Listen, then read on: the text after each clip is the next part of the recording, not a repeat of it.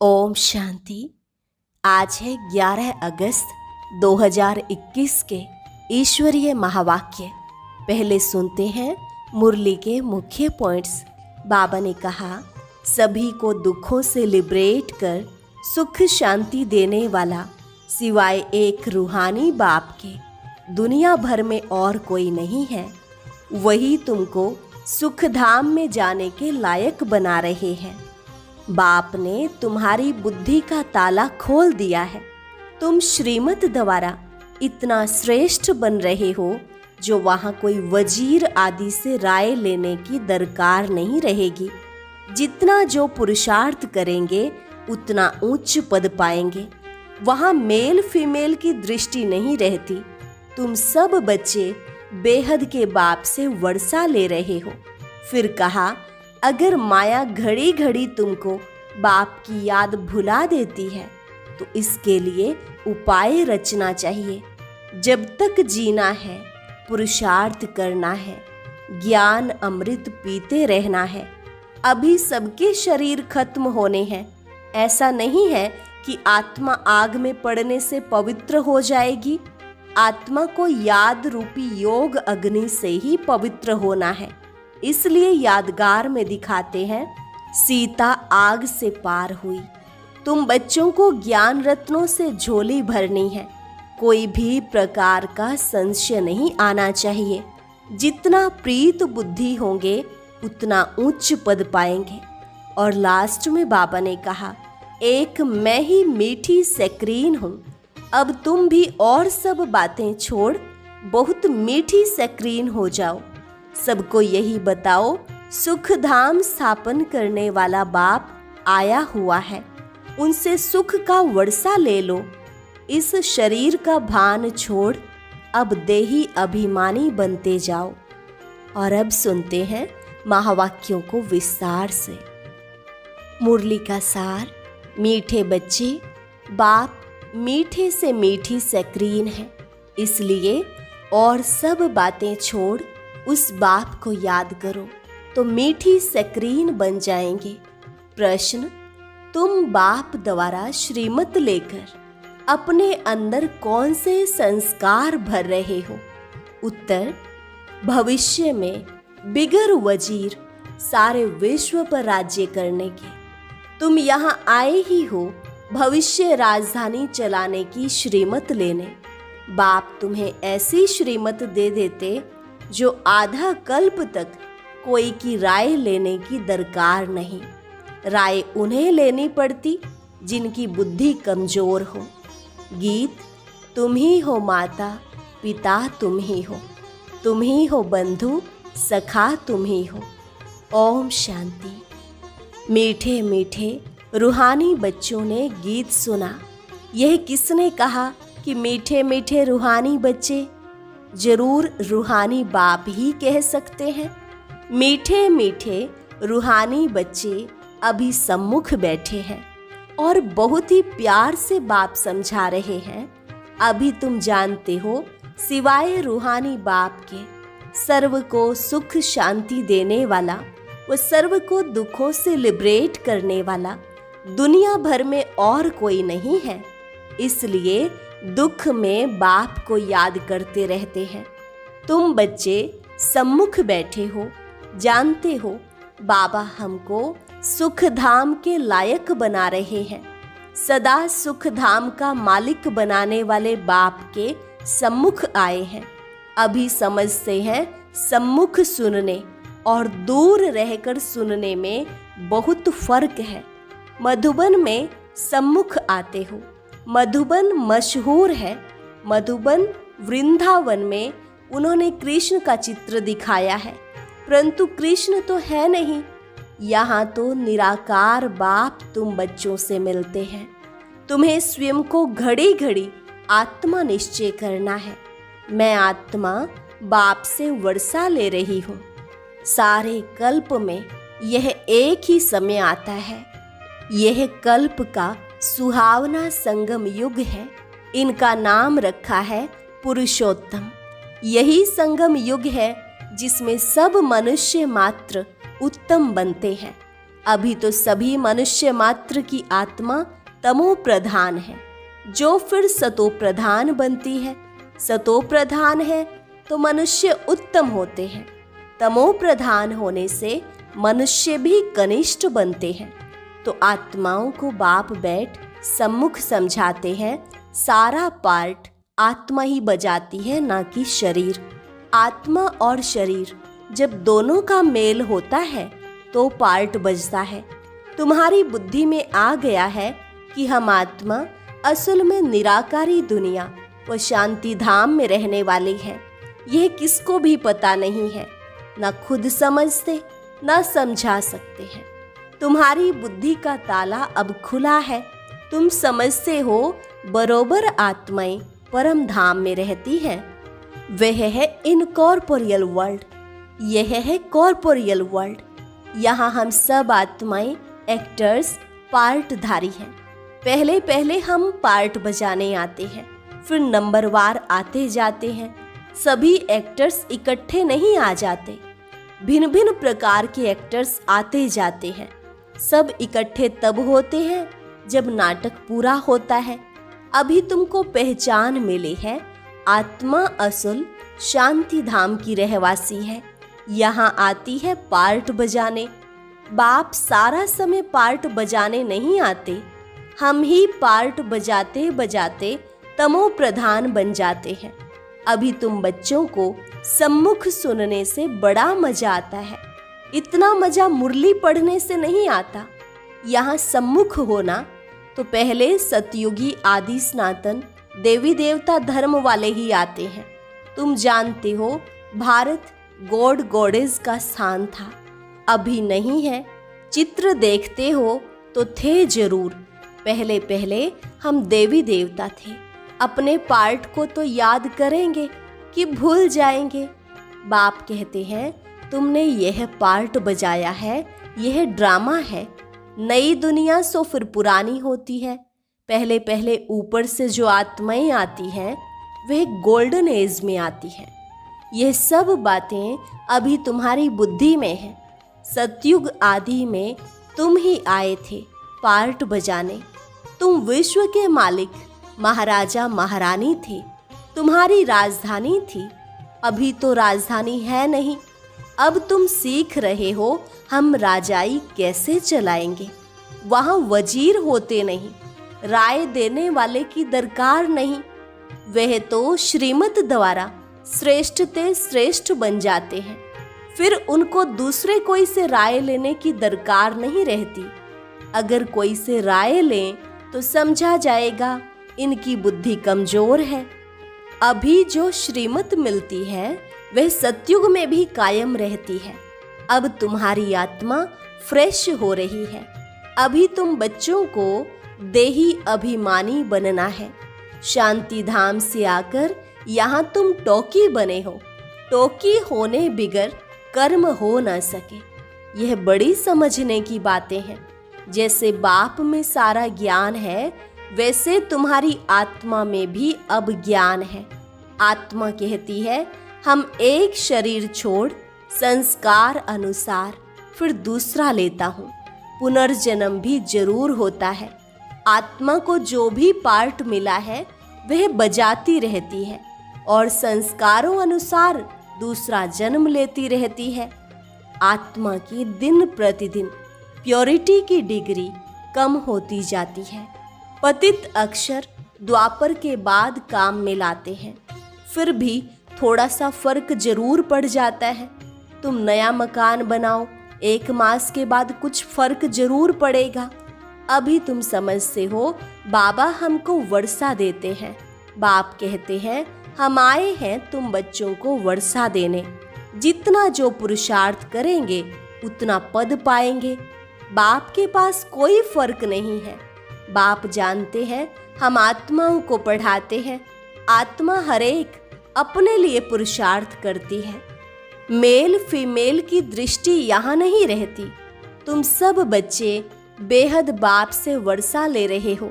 सभी आत्माएं ब्रदर्स हैं जिनको बाप पढ़ाते हैं, वर्षा देते हैं। बाप ही रूहानी बच्चों से बात करते हैं कि हे लाडले मीठे सिकिलधे बच्चों, तुम बहुत समय पार्ट बजाते बजाते अब फिर आकर मिले हो अपना वर्षा लेने। यह भी ड्रामा में नोंद है, शुरू से लेकर पार्ट नोंधा हुआ है। तुम एक्टर्स पार्ट बजाते एक्ट करते रहते हो। आत्मा अविनाशी है, इसमें अविनाशी पार्ट भरा हुआ है। शरीर तो बदलता रहता है, बाकी आत्मा सिर्फ प्योर से इम्प्योर बनती है। सतयुग में है पावन, इसको कहा जाता है पतित दुनिया। अभी सुख धाम स्थापन होता है, बाकी सब आत्माएं मुक्ति धाम में रहेंगी। अभी यह बेहद का नाटक आकर पूरा हुआ है। सभी आत्माएं मच्छरों मिसल जाएंगी। इस समय कोई भी आत्मा आए तो पतित दुनिया में उनकी क्या वैल्यू होगी? वास्तव में वैल्यू उनकी है जो पहले पहले नई दुनिया में आते हैं। नई दुनिया थी, वह फिर पुरानी बनी है। नई दुनिया में देवताएं थे, वहाँ दुख का नाम नहीं था, यहाँ तो अथाह दुख है। बाप आकर दुख की पुरानी दुनिया से लिबरेट करते हैं। यह पुरानी दुनिया बदलनी जरूर है। जैसे दिन के बाद रात, रात के बाद दिन होता है। तुम समझते हो बरोबर हम सतयुग के मालिक बनेंगे, तो हम क्यों ना आत्मा निश्चय कर और बाप को याद करें। कुछ तो मेहनत करनी होगी। राजाई पाना कोई सहज थोड़े ही है। बाप को याद करना है। यह माया का वंडर है जो घड़ी घड़ी तुमको भुला देती है। इसके लिए उपाय रचना चाहिए। ऐसे नहीं मेरा बनने से याद जम जाएगी, बाकी पुरुषार्थ क्या करेंगे?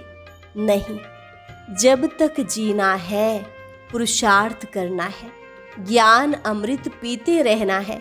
यह भी समझते हो हमारा यह अंतिम जन्म है। इस शरीर का भान छोड़ देही अभिमानी बनना है। गृहस्थ व्यवहार में भी रहना है, पुरुषार्थ जरूर करना है। सिर्फ अपने को आत्मा निश्चय कर बाप को याद करो। त्वमेव माताश्च पिता त्वमेव, ये सब है भक्ति मार्ग की महिमा। तुमको सिर्फ एक अल्फ को याद करना है। एक ही मैं सक्रीन हूँ। तुम भी और सब बातें छोड़ बहुत मीठी सक्रीन हो जाओ। अभी तुम्हारी आत्मा तमो प्रधान बनी है, उनको सतो प्रधान बनाने लिए याद की यात्रा में रहो। सबको यही बताओ, बाप से सुख का वर्षा लो। सुख होता ही है सतयुग में। सुख धाम स्थापन करने वाला बाप है। बाप को याद करना है बहुत सहज, परंतु माया का अपोजिशन बहुत है। इसलिए कोशिश कर मुझे याद करो तो खाद निकल जाएगी। सेकंड में जीवन मुक्ति गाया जाता है। इस ड्रामा में हर एक को अपना पार्ट रिपीट करना है। इस ड्रामा के अंदर सबसे जास्ती हमारा पार्ट है। सुख भी सबसे जास्ती हमको मिलेगा। बाप कहते हैं तुम्हारा देवी देवता धर्म बहुत सुख देने वाला है, बाकी सब शांति धाम में चले जाएंगे। हिसाब किताब चुकतू कर, जास्ती विस्तार में हम क्यों जाए। बाप आते ही हैं सबको वापस ले जाने। मच्छरों सदृश सबको ले जाते हैं। शरीर खत्म हो जाएंगे, बाकी आत्मा जो अविनाशी है वह हिसाब किताब चुकतू कर चली जाएगी। ऐसे नहीं कि आत्मा आग में पड़ने से पवित्र होगी। आत्मा को याद रूपी योग से ही पवित्र होना है। योग की अग्नि है यह। उन्होंने फिर नाटक बैठ बनाए हैं। सीता आग से पार हुई। आग से कोई एक को थोड़े ही पार होना है। बाप समझाते हैं तुम सब सीताएं इस समय पतित हो, रावण के राज्य में हो। अब एक बाप की याद से तुमको पावन बनना है। राम एक ही है। अग्नि अक्षर सुनने से समझते हैं आग से पार हुई। कहाँ योग अग्नि, कहाँ वह। आत्मा परमात्मा से योग रखने से पतित से पावन होगी। रात दिन का फर्क है। आत्माएं सब सीताएं हैं। रावण की जेल में शोक वाटिका में है। यहाँ का सुख तो कागविष्टा मिसल है, स्वर्ग के सुख तो अथाह है। तो बच्चों को ज्ञान रत्नों से झोली भरनी चाहिए, कोई भी प्रकार का संशय नहीं आना चाहिए। देह अभिमान में आने से फिर अनेक प्रकार के प्रश्न आदि उठते हैं। फिर बाप जो धंधा देते हैं वह करते नहीं है। मूल बात है हमको पतित से पावन बनना है, दूसरे कोई भी संकल्प उठाने की दरकार नहीं है। यह है पतित दुनिया, वह है पावन दुनिया। मुख्य बात है ही पावन बनने की। पावन कौन बनाएंगे ये कुछ भी पता नहीं। बोलो तुम पतित हो तो बिगड़ पड़ेंगे। अपने को विकारी कोई भी समझते नहीं। कहते हैं गृहस्थी तो सब थे, राम सीता लक्ष्मी नारायण को भी तो बच्चे थे ना, वहाँ भी तो बच्चे पैदा होते हैं। यह भूल गए हैं कि इसको वॉइसलेस वर्ल्ड कहा जाता है, वह है शिवालय। बाप तुम बच्चों को कितनी युक्तियाँ बताते रहते हैं। यह तो बाप टीचर गुरु है जो सबको सद्गति देते हैं। वह तो एक गुरु मर गया तो फिर बच्चे को गद्दी देंगे, अब वो कैसे सद्गति में ले जाएंगे। सर्व का सद्गति दाता है ही एक। रावण राज्य में है दुर्गति, राम राज्य में है सद्गति। बाप सबको पावन बनाकर ले जाते हैं। फिर कोई फट से पतित नहीं बनते, नंबरवार उतरते हैं। सतो प्रधान से सतो रजो तमो। तुम्हारी बुद्धि में 84 का चक्र बैठा है। तुम जैसे अब लाइट हाउस हो, ज्ञान से इस चक्र को जान गए हो कि यह कैसे फिरता है। अभी तुम बच्चों को और सबको रास्ता बताना है। तुम सब सेना हो, तुम पायलट हो, रास्ता बताने वाले। सबको बोलो अब शांति धाम सुख धाम को याद करो, कलयुग दुख धाम को भूल जाओ। हम आपको बहुत अच्छा रास्ता बताते हैं। पतित पावन एक ही निराकार बाप है, उनको याद करने से तुम पावन बन जाएंगे। तुम्हारी आत्मा पर जो कट चढ़ी हुई है वह उतरती जाएगी। भगवानुवाच मन मना भव। शिव भगवानुवाच विनाश काले विपरीत बुद्धि विनश्यन्ति। और विनाश काले परमपिता परमात्मा के साथ प्रीत बुद्धि विजयंती। तुम्हारी जितनी प्रीत बुद्धि होगी उतना उच्च पद पाएंगे। देह अभिमान में आने से इतना उच्च पद नहीं पा सकेंगे।